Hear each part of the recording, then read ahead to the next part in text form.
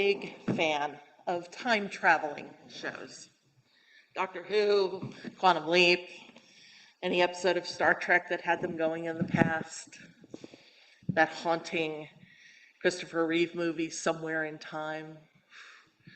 The idea of going to another time, not to change history, but watch as it's happening, seems to open up possibilities for understanding.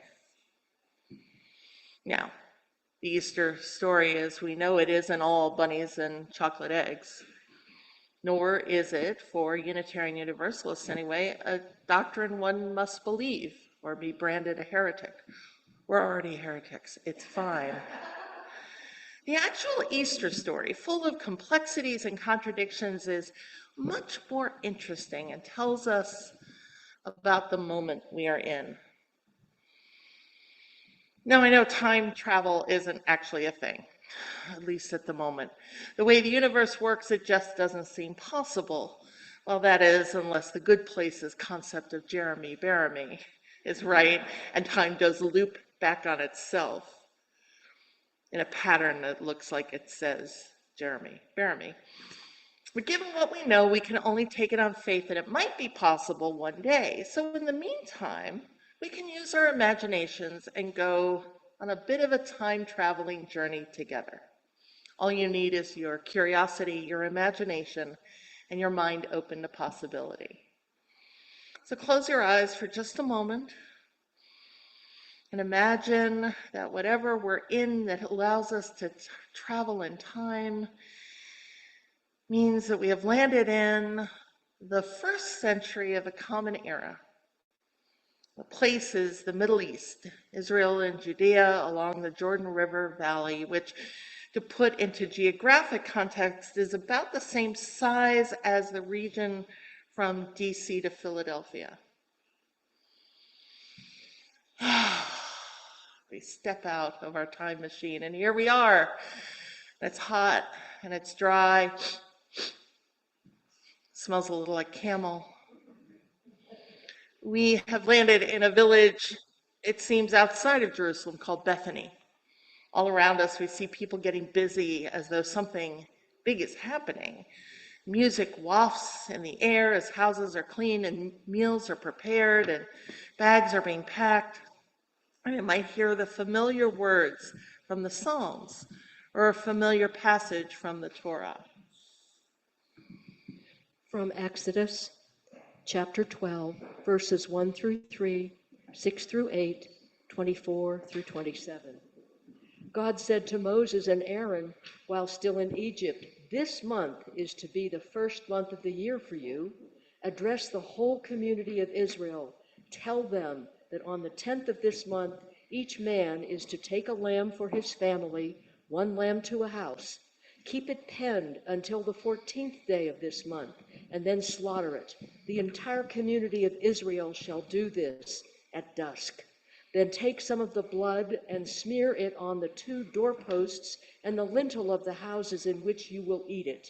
You are to eat the meat roasted in the fire that night, along with bread made without yeast and bitter herbs." Moses told them, "Keep this word. It's the law for you and for your children forever. When you enter the land which God will give you as promised, keep this, and when your children say to you, 'Why are we doing this?' tell them, 'This is the Passover sacrifice to God, who passed over the homes of the Israelites in Egypt when he hit Egypt with death, but rescued us.'" The people bowed and worshiped. All right, well, the business of the people around Bethany makes some sense. They are the Hebrew people observing this holy day known as Passover, which they have already done for hundreds of years. Now, some of our 21st century Passover rituals are new, like the Seder, which is a ritual developed in the 5th century, and reading from the Haggadah, or the telling, which developed another 500 years after that. But many of the foods that we prepare for Passover meals are the same as who put that blue Easter egg over there. Can somebody go get it? Open it up. I hope that was the right one. Oh, wrong one. We're going to hold on to that for a little bit. I didn't write the right color in. Ha! Not funny. All right. Let's try the green one. Yeah, let's try the green one. Multiple choice. What do we got? Mhm. A root. Take a sniff, see if you can see what it is. You know what it is? It's horseradish. Bitter herbs. Yes. These are horseradish and in this case some dill, which are reminders of the hard times that people experienced. And the original command from Exodus was to remember a time when Israelites were slaves in Egypt. God helped them to freedom.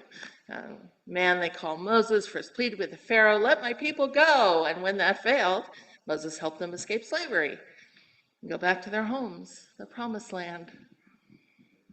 Over and over again, the people we know now as Jews were ruled by others and sometimes exiled, often exiled. This yearly celebration gave them hope. If it could happen for the Israelites a long time ago, well, maybe here in Roman occupied Israel, because remember, we're still in the first century. We follow the commandment to remember, it'll happen for us too. Despite centuries and centuries of evidence to the contrary, the Passover celebration brings hope. So here we are, first century Jerusalem, and there are a lot of Roman centurions around, looking like they're in charge, making it hard for the Israelites, especially those who understand that their basic human rights are being violated and their religion is being corrupted.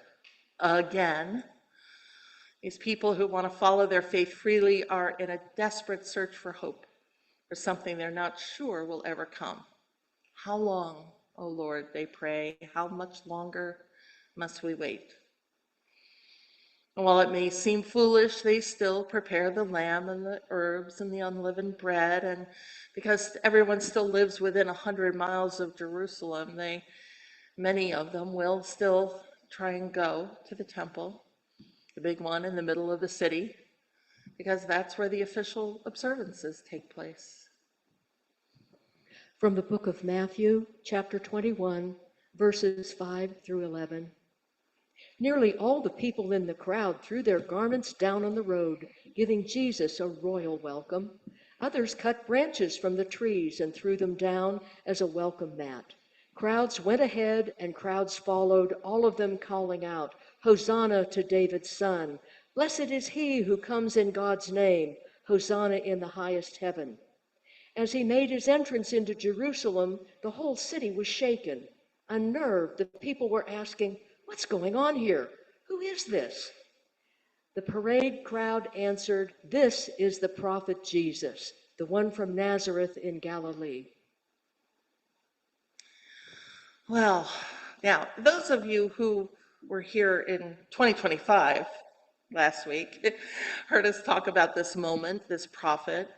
We know that he is from a faithful family and seems to have quite a few followers who think he's important. Word on the streets, he's got an incredibly radical and inspirational message, and people are catching on. He reveals in what we call miracles the healing power of expansive love and compassion and hope. But what we also hear is that this is not just a radical religious message, but a radical political message. Because he's challenging not just the priests, he's challenging Rome. He points out hypocrisy and greed. Some say he's a rabble rouser. Yes, he rouses rabble. And even though he spent a lot of time avoiding the city and instead working in the towns and the villages up and down the valley, his ministry is still becoming a problem for the establishment who live and work and rule in Jerusalem. And as we spoke about last week, we know that Jesus and his disciples go to Jerusalem at this festival time. And at the same time, make some noise about the Roman occupation and the oppression his people are experiencing. Again. And make noise he does from the moment he approaches the gates of the city on a donkey. And now I'm curious about that blue egg.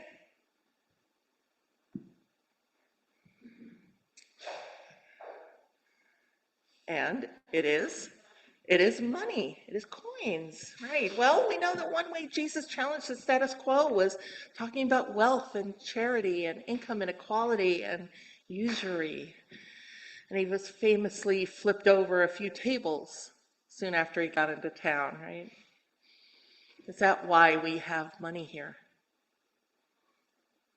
From the Gospel of Mark, chapter 14, verses 1 through 2, 10 through 11.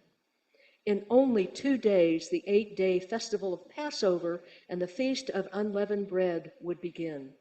The high priests and the religion scholars were looking for a way they could seize Jesus by stealth and kill him. They agreed it would not be done during Passover week. We don't want the crowds to be up in arms, they said. Judas Iscariot, one of the 12, went to the cabal of high priests determined to betray him. They couldn't believe their ears and promised to pay him well. He started looking for just the right moment to hand him over. Oh, maybe it's not about what Jesus has been preaching after all, but about what's about to happen. So we're here with Jesus in Jerusalem now, like some of the many followers who came along. And there are a lot more soldiers and guards and police and more than a few disapproving priests. And it's not very comfortable around here, and we're wondering why our time machine brought us here, but still a meal must be had. Maybe their last together. Who sees a pink Easter egg? Let me go get it. Come on. Somebody come up and get it. Don't be shy. Don't be shy. What do we got? We have a little loaf of bread. Huh. Now, we don't know exactly how accurate the telling of the Last Supper was. It certainly wasn't a Seder, although it was a meal that was happening during the big festivals that corresponded with Passover, because we know that that's not going to happen for another 500 years, and we haven't gotten there yet. But he did gather his friends, the ones closest to him that he was training to go and spread the message of love and liberation.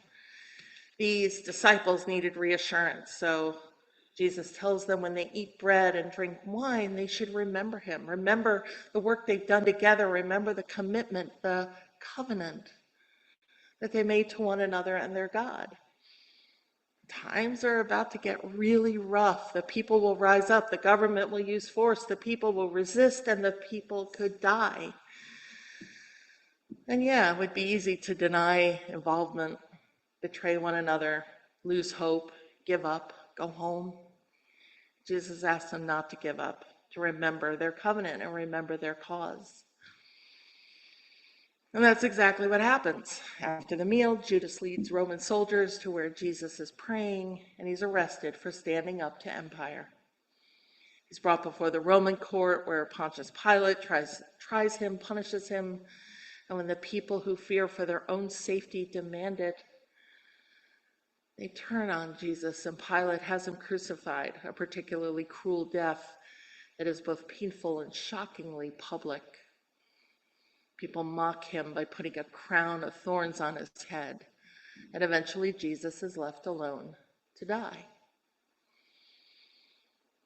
Except for the women who watched and cried and mourned. These women who had become followers of Jesus, listened to his teaching, probably preached with him, traveled with him, helped feed the multitudes, witnessed miracles, and certainly were present at the Last Supper. Even if they had been erased from most of the story, These women are central to the biggest moment in this story. Can someone find the orange egg?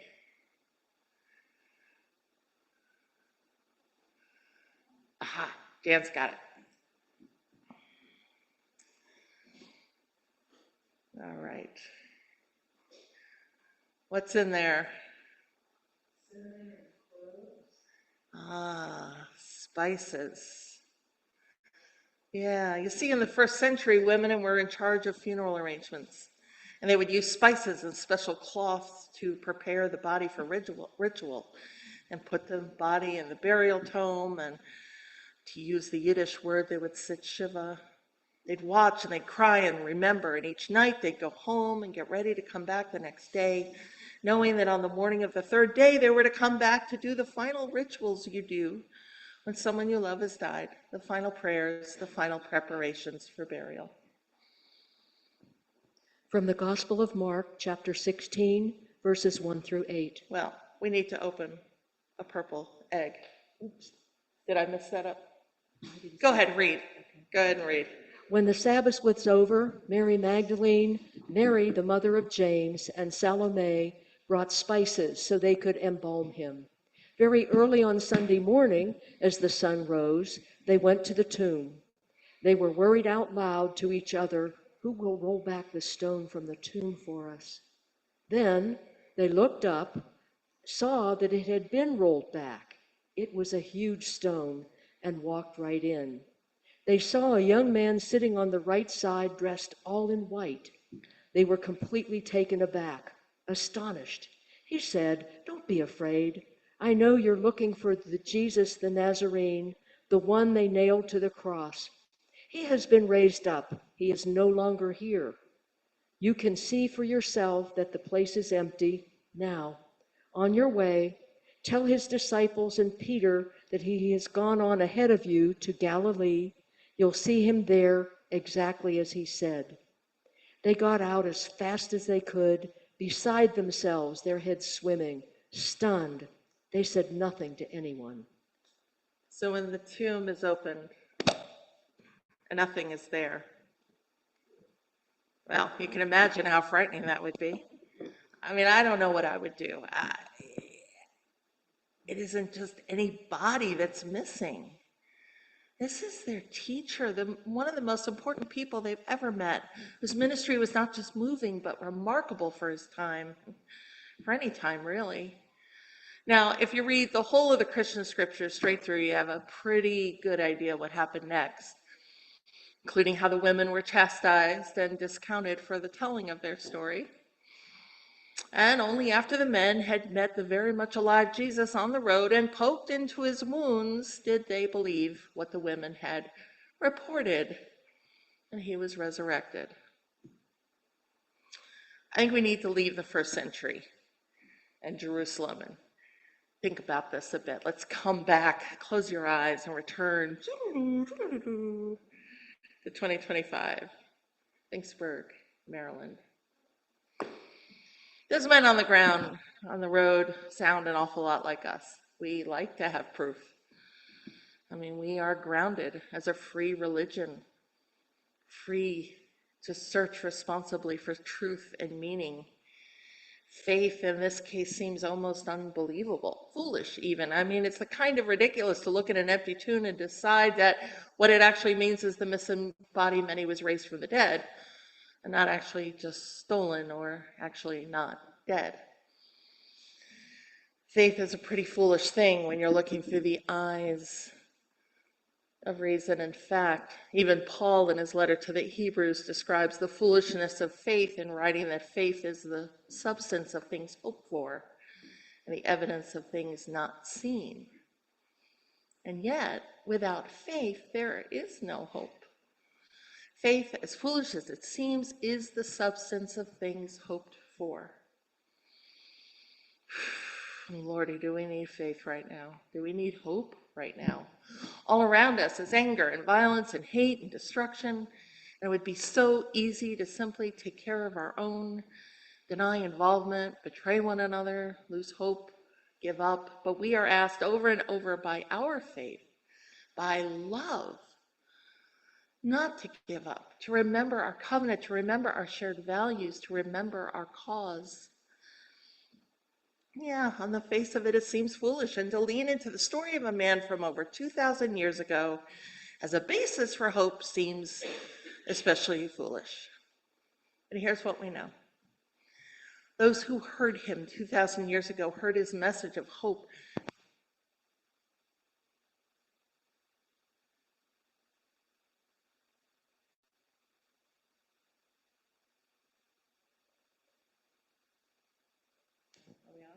Hello, there we are. They heard this message of hope that transcended any others of his time. The death of Jesus to these people was devastating. He was their inspiration. He was their leader, their teacher. How could they continue?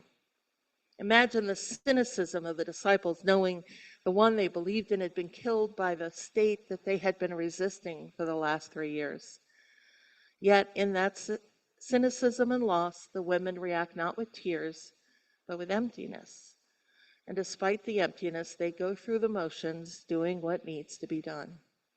I always imagine the male disciples holed up in the back room of a pub somewhere, grieving their movement, while the women saw to it that the rituals were performed, and even if it didn't seem like there was much reason at all.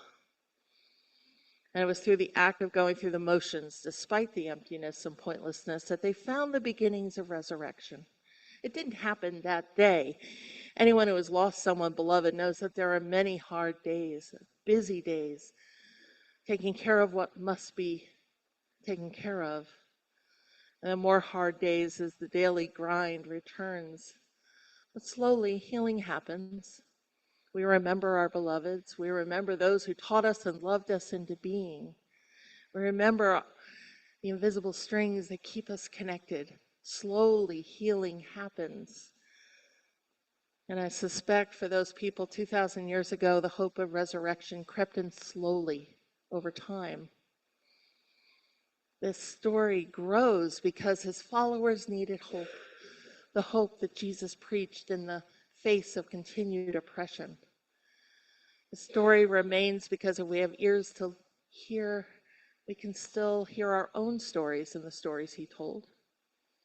His story remains because it reminds us to have faith that love still wins. He didn't tell his followers to save the whole world, just their part of it. He didn't tell them to stay in mourning, but go and do the things you're supposed to do. When you think about all the prophets and change makers of history, even our recent history, they set out to bring liberation and justice to those around them.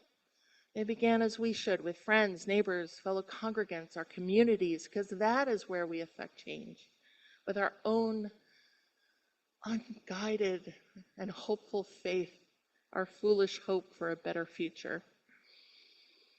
Jesus' story remains because it reminds us that hope is not foolish. This Easter story remains because we need hope to be eternal. Whether the story is gospel truth or a bigger story pointing to something larger, the hope and the possibility of Easter remains. The story remains because it calls us back to love. It calls us to love our neighbor as ourselves, to see the worth of every person, to fight for justice, to be generous and compassionate, to draw the circle wide, to hope for a better life, to work for a better life, to put love at the center. Have faith. The tomb is empty. Hope lives.